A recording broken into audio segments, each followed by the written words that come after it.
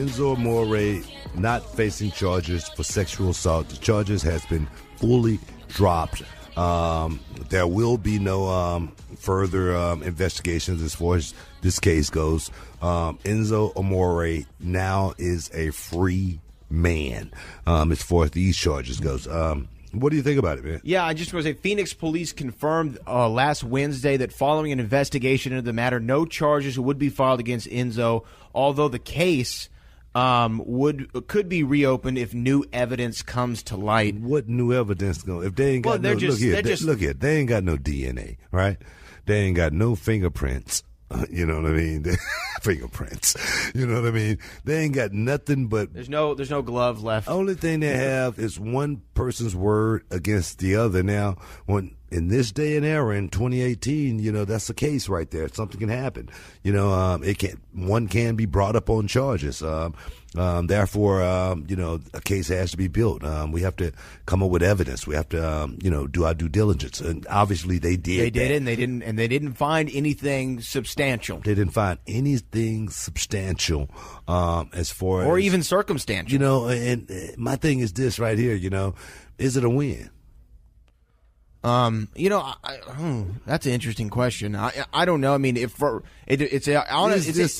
the eye of the beholder, because if you're Enzo Amore, it's definitely a win for you. Come on, this is not a win. How's it not a win for him? How can you be at home, thinking this is a win? It's a win. It's a win in the sense that he's not going to face any prison time at this moment. Now, in the eye of in the public eye, everything's cool. Everything's cool. Not in the public eye. No. Why not? Everything's cool now. Yeah, no, that's not how it works. Well, I think he's been cleared of all charges. Now, if anything would have been any wrongdoing, I would say the public should perhaps look at him in a certain way. But he's been cleared. I mean, my word against yours. This ain't like a Harvey Weinstein situation. This is not like a Bill Cosby situation where guys still, women still coming out of the closet. It was one woman.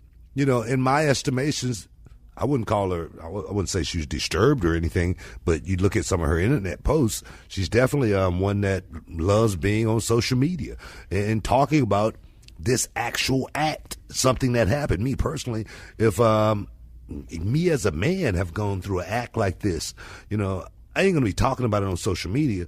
I might be somewhere seeking some help, trying to, figure out, what am I going to do from, one day to the next, but I'm not going to be thinking about going on social media telling the world this is what happened. Now, I'm not sitting here defending anyone or anything like that. Should it have happened? I've said it many times. You put yourself in a situation, anything could happen. I've talked about the Mike Tyson situation many times. Did Mike do anything wrong? Perhaps not. But when you got a 18-year-old, 17, 18-year-old girl in your hotel room after hours, you putting yourself in a situation for something to happen when you easily could have went and got a 25-year-old adult. You know what I mean? Consenting. You know what I mean? When none of this would have ever happened. You know what I mean? So that's my thing when it comes to situations like this, man. You put yourself in it, partying, man, partying. When you become a star, you gotta watch it. You gotta watch yourself, man. When you become, when you on the radar, when you walk in certain places, people head turn and go, "Who is that?" You gotta watch yourself, and you gotta watch yourself really, really closely. So this is a big lesson to so many young guys that's on that roster right now. Don't put yourself in a situation like this, because something bad could happen to you. It could ruin your livelihood. It could ruin your reputation. It could kill a career. So my thing is, avoid these type of situations. Now, the fact that now he's been, at least for the time being, cleared and there's no charges going to be filed against Enzo Amore in this incident, do you think that Enzo should, because I know we talked about it a couple weeks ago, do you think Enzo should come back to WWE? Or not even that. Let me rephrase. Should Enzo Amore come back to professional wrestling in some sort of form. I think Enzo Amore is going to have to work his way back up any way you look at it. You know, I mean, if Enzo gets back into business, he's going to have to work his way back up. And that right there, I was just talking about it a few minutes ago about when that window closes. You know, I just said it a minute ago. When that window closes, it's so hard to open it and find that, you know, magic, you know, in a bottle all over again. It's hard to recreate, you know, what you did before. You know, would you be able to come back? It's just like a guy we had here, for 6 years ago. His name's Joey Jersey. You know, and I say, you know, Joey, you can't come back doing the same thing. You know, you can't be Joey Jersey anymore. You know what I mean? Jersey Shores, you know, they rebooting that now because all those guys are so old. You don't want to be a part of that. You don't want to look like that. So we got to do something else with you. You know, repackage you in a certain way. You know, so therefore, how do you repackage something like that? How do you, you know, because that was so organic. It was so, tampered with. You know what I mean? It was something that was just felt real. It was something legitimate, authentic. It was authentic as it possibly could be. You know, and you cannot recreate that magic. Me personally, I don't think so. I don't think you can recreate that magic all over again with the fans. That's just my opinion. So you think he's just kind of lost his luster, you know, in the eyes of the pro wrestling fan, in the eyes of the fans of sports entertainment? Should he just move on and just kind of stay out of the way? Maybe in a few years he comes back. Maybe he doesn't. You know, the clock ticking, man. Yeah. You ain't getting no younger. Yeah. You know what I mean? Father Time is definitely out there working hard. I woke up and my knee was hurting. And I didn't even bang it on anything. No, I'm just saying. But Father Time is working, man. I think I think he should just concentrate on himself. You know, it's so much out there right now, you know, especially in Hollywood. He lives out there in California.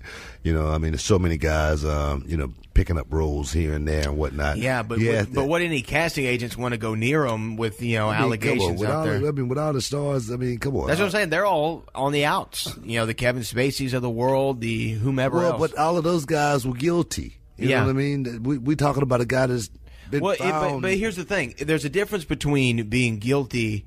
Let me say this. There's a difference between being innocent and there not being enough evidence. Right? Yeah, it is. Right, yeah. I mean, it is, but I don't think in this situation here. I think if it was some evidence there, or if it was anything, plausible, this guy probably would have been going to jail. You know, it wouldn't have got this far in the media and whatnot and gotten this much attention if someone wasn't trying to make a name for themselves. You know what I mean? Not saying that the police did anything wrong. They did their job, doing their due diligence. But, sometimes you can get a very, very aggressive DA, that's trying to come up and they see a situation and they may bite on it as well. You know what I mean? So I don't put that past it. I don't look at anything, say that's too far-fetched or anything like that. I think, like I said, again, God put himself in a situation. He's going to have to deal with it. He's going to have to atone for it. He's going to have to, make a huge comeback in life, from it. Where does he go from here? Like I say there again, it's a lot out there as far as the entertainment business goes. He's a very entertaining guy. And, I wish him the best on his future endeavors. Okay, well, I really do. We'll see. We'll see what happens with Enzo Amore. Yeah. Any number of things could happen in his career, and if he is innocent, like it seems that he is, I hope that he gets back on his feet. Yeah. I think so. Hey, what do you think about Ronda Rousey? Yeah, I saw Ronda Rousey made her live event debut over in the UK, and she tagged with Ember Moon. Yeah, it's pretty cool. That is pretty cool. Yeah. I watched the clip that was out there on Twitter, and she looks like she's understanding it, right? You know how when you got down on one knee and you put your hand in front of your face and you started getting that energy, and the crowd knew what was about to happen. They were about to see the Spinner Rooney, right? They knew, they were just waiting for it. They were waiting on bated breath. They were invested. And Ronda, when she did that thing like she did at WrestleMania, where she's almost like a bull. where she kind of kicks the dirt, legs, the dirt, slaps her arms, slaps her feet, or slaps her thighs or whatever, is getting ready to charge. Yeah. The crowd was there for it, and they were waiting for her just to hit that move, and it really kind of speaks to how. Not only how quick is she picking stuff up, but you can tell that she's been a fan and she understands. I always go back to Brendan Williams, who came through here. Yeah. He wasn't just a football player trying to become a wrestler. He was a football player who was a huge wrestling fan trying to become a wrestler. Yeah. There's a big difference there. Definitely. He understood the things that drew people in.